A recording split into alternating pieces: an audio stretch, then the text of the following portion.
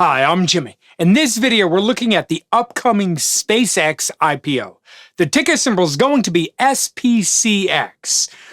And this one's a bit strange because SpaceX is actually a solid company, but as we might guess, this doesn't automatically make it a good stock. So that's the whole question we're trying to answer here. What's going on with this IPO? What makes it kind of a strange IPO?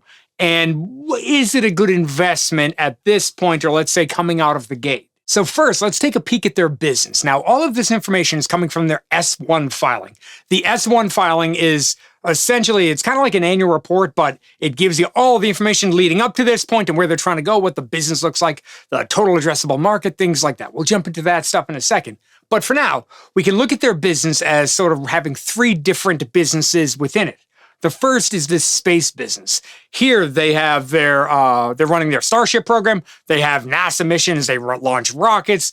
Pretty much where the name SpaceX came from, that's that side of the business. The second business, probably their best business right now, is connectivity. And this is mostly their Starlink business. This is their satellite internet business. And this is the best part this is the cleanest part of their company from a business perspective. It's profitable. It's doing very good. Then the final piece of their business is AI or XAI.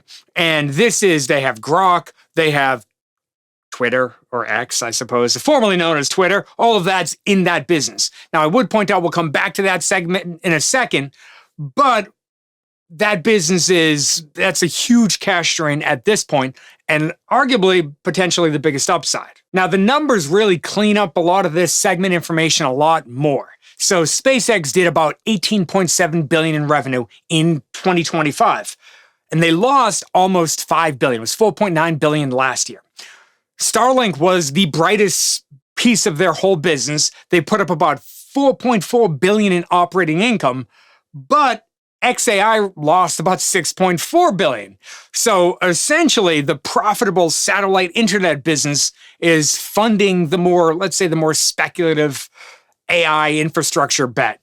So that's, I think, one of the tricky parts about the combining all of these companies together is that the connectivity business is actually a very solid business all on its own. It just would never get the multiple that this company is going to get. This company is trying to get. We'll come back to that in a second. Now, this is important because valuing this company is actually quite difficult to do. There's a lot of different lines of business. And if we think about just the space side of their business, well, they're talking about colonizing Mars. They're talking about, having data centers in outer space. The amount of things that they want to do would be amazing, but it makes valuing the company who's the comparable company that is talking about colonizing Mars?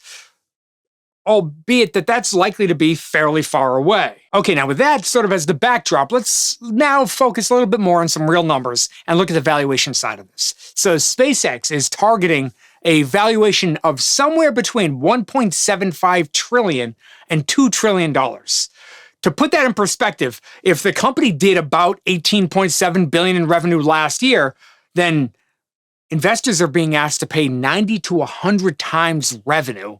And that is not normal. That is outrageous. Here's a few comparison points for what other companies are trading at. So clearly, the market is not valuing SpaceX based on what it's doing today or what it did last year or what it's even expected to do over the next year. It's really valuing it based on the long-term future of the business. The issue with that is we're being asked to pay that price today for the future. So let's say they do achieve those goals. There's, let's say, more limited upside than if they were to price the company a bit more reasonably. Because with this type of valuation, well, they need to execute absolutely perfectly for this to play out for any investors who jump in and invest in this thing coming out of the gate. The guys who already invested the early money, the seed capital for SpaceX, they're going to get paid in this whole thing. They're going to make a ton of money, but new investors are likely to run into a bit more headwinds. Now, that's not to say that the stock won't go up. I actually think it will go up, at least early on, and I'll get into that in a second. But before we do, let's look quickly at the IPO structure itself, because I think that this is just as important as the valuation side of it. So there's going to be a few different classes of stock. Class A is what public investors are going to get. Class B is essentially what insiders are going to get, especially Elon Musk. So Class A will get 1 vote per share. So if you buy 10 shares, you get 10 votes. Class B will get 10 votes per share. So if they buy 10 shares, they get 100 votes. Well, that will essentially give Elon Musk complete control over the board, complete control over the entire company. He'll have about 85% of the voting rights, which means he gets to put in his own board. He can't be fired. He can do pretty much whatever he wants, and nobody can say anything about it. Now, this might be fine if Elon Musk keeps executing, but if investors disagree with how he's using capital or how he's running XAI or how to connect, how SpaceX is, buying trucks from Tesla and, how that inner workings are happening. There's already a lot of that going on. Well, if investors don't like it, there's really nothing that anybody can do about it outside of Elon Musk. He will have ultimate control over this $1.75 trillion company. Now, with that in mind, one thing we might want to watch is when can insiders sell their shares? So if these early investors bought into the company, and now they want to get paid. They bought in when the valuation was way cheaper, and now they're going to get paid. Well, Musk and some other major investors are locked up for, I think it's 366 days, which is actually a bit longer than a normal IPO lockup period. And then some of the other pre-IPO shareholders have a 180-day lockup, and some shares can even be released earlier if certain conditions are met. But one of the interesting parts is that a lot of these investors, somebody like Elon Musk or even other investors, will have control over the shares, even though they can vote the shares, they can do all of that, but even though they might not necessarily be able to sell them. But in theory, if you had $100 billion worth of this stock, you can go to the bank and, leverage that, and they'd give you the money, give you at least some portion of the money. You can borrow against it, you do things like that. So it's not that the shares have no value while they can't sell it. So if the stock does pop early on, well, it would make sense for investors if you're in it for, let's say, the more short term. If you're in it for the long run, then fine, just sit back and enjoy the ride. But if you're in it for a more short-term thing, it would make sense to watch the unlock schedule. When can insiders start dumping their shares? Because you really don't want the market to get flooded with sell orders, and that could likely drive the price down. So keep that in the back of our mind. Okay, now this brings us to why the stock might actually jump early on when it first goes IPO. So one of the interesting things here, maybe you've seen some headlines about this, but the Nasdaq recently changed its rules around very large listings. So those listings can potentially join the Nasdaq 100 after just 15 trading days, if it qualifies. Well, this is real important because there's a lot of NASDAQ 100 is an index. There's a lot of ETFs that track that index. For example, QQQ. I've seen estimates that say it's over 600 billion, over 630 billion, over 650 billion, depending on who we're quoting. There's a lot of money that track these indexes. Now, here's why that's important. Because a fund might buy this index, and they might require, according to their own books, they have to buy a certain percentage of this index. Well, if you put a company like SpaceX, which will have a massive market cap, so therefore they will have a big percentage of their impact on the index, a bigger percentage than, let's say, a small, tiny company. Well, if you put them in the index, that will have built-in buyers right there, like buyers that can't not buy it. So if your 401k owns QQQ, or some other index fund that tracks the NASDAQ 100, well, you're buying the stock whether you like it or not. Now, this NASDAQ rule change is actually an interesting thing to do. So the rule used to be that they had to wait a certain amount of time, a few months at least, and you had to see the company trade. The idea is that the market will find the fair price. So before you force people to buy it by putting in indexes, or a big index like the NASDAQ 100, before you do that, you let the market kind of find what the fair price is. You get to see what the average volume is, things like that. And then it can be placed in the index in a strategic way.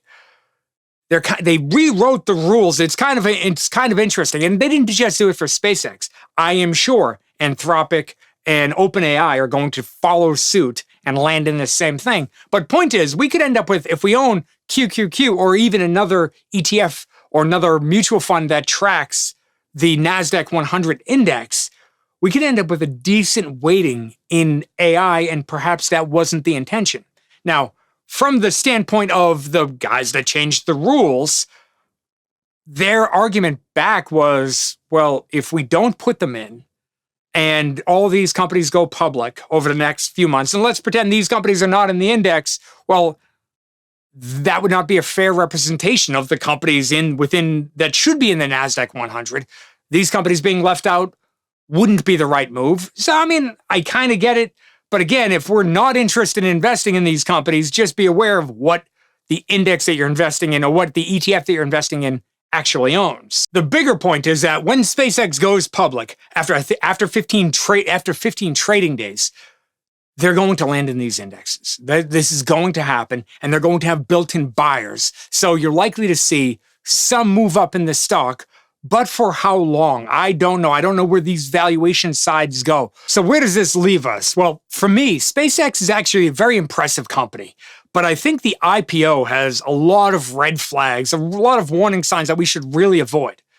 Good things are obvious. You got a company like Starlink in there that's profitable. Their rocket business has a massive lead on any competitors, so that's valuable. The relationships that they have with the US government are valuable. If our Starship works and can push forward as much as they think it can, well, that'll essentially create a market that hasn't existed up to that point. So all of that could lead to much higher valuation. But my issue with it is the valuation at this point is so massively large. All that has to happen for this to make sense. So for me, on a personal basis, I have no intentions of chasing this IPO right out of the gate. I would rather see the first few quarterly reports, maybe even the first few annual reports, watch how Starlink margins hold up, see how much cash AI continues to burn. And I also keep a close eye on the relationship between this company and Tesla. I think that they have had some crazy deals where they're kind of forcing each other to buy things from each other. And that can kind of, not falsely run up revenue, but it's manufactured revenue essentially. So for me, on a personal basis, I like the company.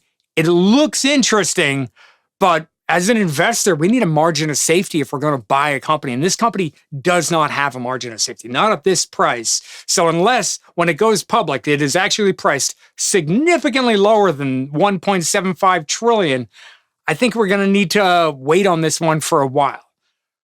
But if you have a different opinion, let me know what you think in the comments below. And if you want to sign up to get access to the Investors Grow website where we try to make it quick and easy to analyze companies, I'll leave a link right here, link in the description below. Thank you so much for sticking with me all the way to the end of the video. I really do appreciate it. Thank you, and I'll see you in the next video.